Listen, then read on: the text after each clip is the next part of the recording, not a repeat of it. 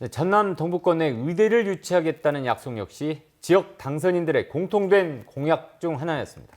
하지만 전남 권역내 유치도 만만치 않은 상황 속에서 도내 동서부권의 경쟁도 치열해서 실현이 그리 쉽지 않아 보입니다.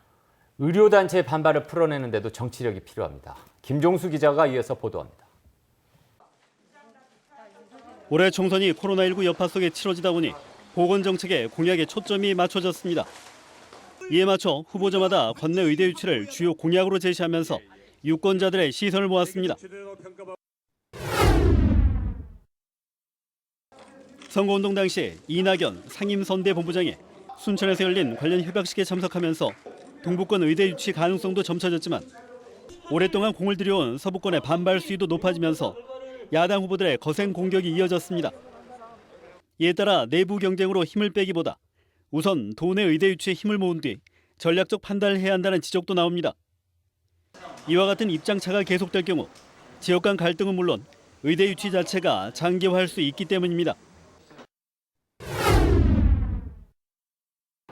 현재 의과대학 정원은 보건복지부의 증원 요청에 따라 교육부가 각 대학의 수요를 조사해 결정됩니다. 특히 보건복지부가 증원에 긍정적인 입장이어서 결과도 주목되는 상황. 그러나 의사협회는 현재 의료 인력의 적재적소 배치와 근무 환경 개선이 선행돼야 의료 격차가 해소될 수 있다는 입장이고 병원협회의 경우 정원을 늘리는 데 공감하면서도 의대 신설에 대해선 신중한 반응을 보이고 있습니다.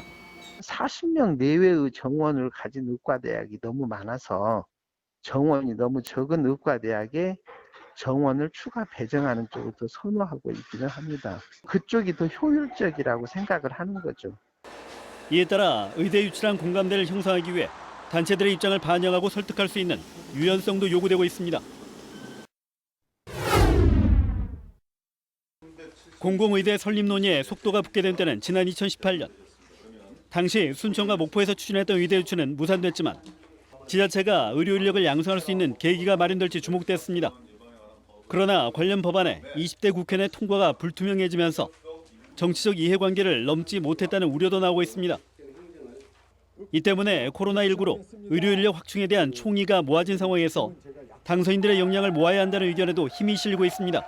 어느 지역에 역점을 두고 의과대학을 확충해야 되는가, 그러니까 어떤 조건들 속에서 의과대학 정원을 확충해 줘야 되는가라는 차원에서 의과대학 정원 조정의 필요성을 좀 강조해 주셨으면 좋겠습니다.